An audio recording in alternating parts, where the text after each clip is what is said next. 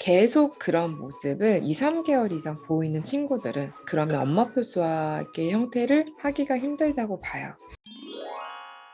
안녕하세요. 123 미니쌤 TV의 김민희입니다. 학원을 언제까지 또는 언제 보낼까요? 이런 질문들을 많이 받게 돼요. 그럼 반대로 엄마표를 하시는 분들께서도 엄마표를 언제까지, 어디까지, 언제부터 이런 때를 묻는 질문들을 많이 하시는데요. 오늘은 엄마표 수학을 할 때 아이들이 이런 모습을 보이면 엄마표를 시키지 않는 거, 시키지 말아야 되는 그 타이밍이 언젠지 한번 이야기를 나눠보려고 해요. 우선은 엄마랑 하는 게 재밌어야겠죠. 수학을 공부하는 게 막 되게 재밌는 일은 아니기도 하지만, 엄마랑 앉아서 하는 거에 막 매번 하기 싫고 막 몸을 비비대고 막 그러는 경우 엄마도 진이 빠지잖아요. 그쵸?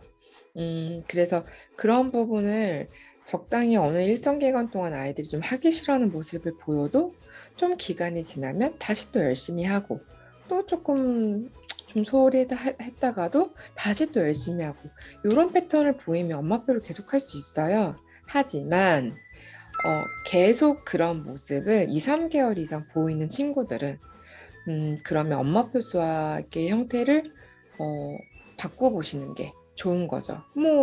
엄마가 관여하는 부분을 줄여보거나 학원에 보내거나 학원을 보내면서도 엄마표를 시켰던 경우에는 학원에 더 많은 것들을 맡길 수 있게끔 그렇게 바꾸거나 어쨌든 변화가 필요하긴 한 거죠. 아이들을 어떻게 매번 어르고 달래서 공부를 시킬 수 있겠어요? 그거는 아무래도 지금 당장은 반짝 잘 달래면 좋은 효과를 보여주는 것 같겠지만 길게 봤을 때는 절대 잘할 수 없는 부분이거든요. 본인이 그래도 의지가 있어야지만 수학을 잘할 수가 있기 때문에 계속 엄마가 설득해야 되는 경우에는 그때는 나이가 어려도 하기가 힘들다고 봐요. 근데 아이들은 또 남 앞에서는 또 엄마 앞에서 하는 것처럼 또 굴지 못하거든요. 그냥 그 사람이 좋든 안 좋든, 그 선생님이 좋든 안 좋든, 친구들이 좋든 안 좋든, 그 여부랑 상관없이 남에게 비춰진 나의 모습에 대해서 하나도 신경 쓰지 않는 경우는 솔직히 좀 드물어요. 그냥 신경 쓰는데 신경 안 쓰는 척 하는 경우는 있겠지만, 하나도 아무렇지도 않다? 이러지 않거든요. 그래서 더 자기의 태도나 자기의 실력 이런 것들을 좀 더 신경을 쓰려고 노력할 수 있는 거죠. 엄마표를 하면 긴장감도 떨어지고 엄마가 다 받아주고 그러면 그런 상황으로 길게 못하니까 이때는 학원으로 또는 1대1 수업이든 그룹 수업이든 어쨌든 선생님과의 수업으로 바꿔보는 게 좋다 이런 생각을 들고 두 번째는 열심히 엄마표로 잘했어요. 여기저기서 정보도 많이 얻어서 그런 것도 우리 아이한테 맞게 잘 적용해서 쓰시는 분들 진짜 많아요. 아이 성향에 잘 맞춰서. 그런 경우는 사실 효과가 나올 수밖에 없거든요. 근데 그렇게 해도 6개월에서 1년 정도 시간이 흘렀는데 효과가 나타나지 않거나 변화가 없는 아이들이 있어요.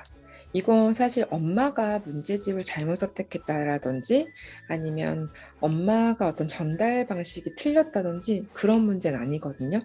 근데 꼭 대부분의 어머님들은 내가 잘못해서 내가 수학을 잘 못했는데 내가 괜히 가르쳐서 이렇게 생각하시는 경우 많아요. 근데 그렇지 않아요. 그냥 아이 스스로가 그런 것들을 이해해 나가는 방식에서 음, 말해주지 않으면 그 하나하나를 이해하는 방법들을 설명해주지 않으면 잘못 이해하거나 잘못 자기 개념으로 가져가거나 아니면 그런 것들이 오랜 기억에 남게끔 장기 기억에 남아야 되잖아 배운 거에 대해서 근데 그렇지 않는 모습을 보일 때가 있는 거죠. 그때는 아무래도 엄마표가 잘 진행이 되고 아이가 엄마랑 하는 거에 되게 만족스러워해도 선생님의 도움을 받는 것이 훨씬 더 좋아요. 아무리 선생님들에 따라서 약간 느껴지는 만족도는 다 다를 수 있다 하더라도 선생님들은 더 많은 아이들을 보고 더 많은 아이들을 경험하기 때문에 정말 단 하나의 팁이라도 더 있을 수 있거든요. 그러니까 아이들이 이 아이가 내가 어떻게 말해주면 더 기억을 잘하고 더 이해를 잘하는지 이런 것들을 잘 찾아줄 수 있고 또 잘 알맞은 방법을 제시해 줄 수 있어요. 그래서 그런 점들을 좀 활용하고 도움을 얻는 게 좋겠죠. 왜냐하면 이렇게 장기적으로 열심히 했는데도 아웃풋이 나지 않으면 아이들이 좀 힘들어 하거든요. 열심히 하려고 해도 똑같아요. 어른들도 운전 배워서 운전 열심히 연습했는데 운전이 안 늘어요. 하기 싫죠. 요리를 내가 잘 못하는데 열심히 연습했는데 안 늘어요. 하기 싫잖아요. 똑같아요. 아이들도 열심히 해요. 열심히 하죠. 엄마한테 칭찬받는 것도 좋고 그러니까 열심히 해요. 근데 자기 뜻대로 뭔가 나아지지 않고 변화가 특별히 보이지 않고 좀 연습하면 그때는 잘하다가 또 시간이 지나면 다시 또 제자리로 돌아가는 것 같은 그런 느낌? 그런 거 아이들도 느낄 거거든요. 그렇게 되면은 힘들죠. 힘에 부쳐요. 안 하고 싶고 어려운 문제 피하고 싶어요. 이런 상황이 지속되면은 오히려 수학 학습에 대한 부정적인 생각이 생길 수가 있어서 이럴 때는 선생님의 도움, 정말 가려운 부분을 싹싹 긁어줄 수 있는 그런 도움을 받는 게 훨씬 더 좋을 수 있어요. 그래서 이런 부분 꼭 유념하시면 좋을 것 같고 마지막으로는 아이들 중에는 그룹, 즉 또래들하고 있을 때 훨씬 더 집중도가 좋고 즐겁고 재밌게 하는 친구들이 있거든요. 그런 친구들의 경우에는 엄마표보다는 선생님과 하는 수업에 보내는 게 낫죠. 이럴 때는 1대1도 별로 적절하진 않아요. 왜냐면은 약간의 여러 친구들이 있으면서 저 친구들이 하는 걸 보면서 배우기도 하고 부럽기도 하고 약간 질투감도 느끼고 하지만 그게 내가 감정이 상할 만큼 나쁘진 않고 그러면 오히려 엄마랑 하는 것보다는 훨씬 더 그 적극적으로 수업에 참여할 수가 있으니까 뭔가 전달하는 내용에 대해서도 더 많은 것을 가져갈 수가 있거든요. 그럴 때는 아무래도 엄마표보다는 수업으로 더 비중을 크게 가져가시는 게 좋아요. 어차피 그런 수업 안에서는 세부적으로 아이가 뭐 약한 뭐 연산이나 뭐 도형이나 이런 세부적인 부분들까지 다 챙기긴 어렵잖아요. 그게 어떤 여러 명이 하는 수업의 단점이라고 할 수 있잖아요.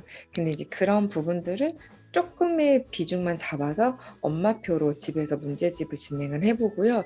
그 외적인 것들은 아이가 약간의 경쟁감과 조금 더 즐겁게 적극적으로 하는 이런 분위기에서 수학을 배우도록 그렇게 해주는 게 엄마표보다는 선생님과 하는 수업을 훨씬 더 추천드리죠.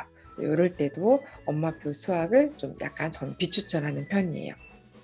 어찌됐든 아이들이 엄마랑 잘 하다가도 좀 어느 기간에는 엄마랑 하는 게 좀 재미없고 하기 싫을 때도 있고 또 학원도 잘 다니다가도 어떨 땐 또 약간 매너리즘에 빠져가지고 또 그럴 때 보일 때 있어요. 근데 매번 그런 모습에 민감하게 보이는지 마시고 제가 말씀드렸던 너무 긴 기간 동안 3개월 동안 그런 모습 계속 보이는 건 길거든요. 뭐 한 달 정도 그러는 거는 괜찮아요. 누구나 다 슬럼프라는 거는 왔다 갔다 하는 거니까. 근데 되게 오랜 기간 동안 뭔가 잘 안 되거나 좀 열심히 하지 않거나 하기 싫어하거나 이제 그럴 때는 우리가 너무 그냥 모른 척 할 수는 없는 거죠.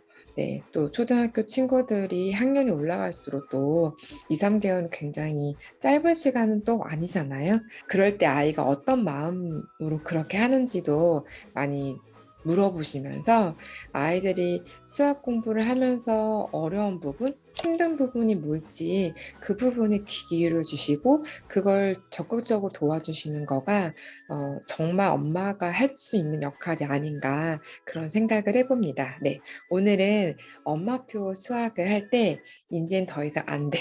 중단해야 되는 시점은 언젠지 대략적으로 이야기를 나눠봤어요. 한번 참고해 보시고 고민해 보는 시간 가지셨으면 좋겠습니다. 오늘 영상이 도움이 되셨다면 좋아요와 구독을 눌러주시고요. 저희 다음 영상에서 만나 뵙도록 할게요. 다음에 또 만나요.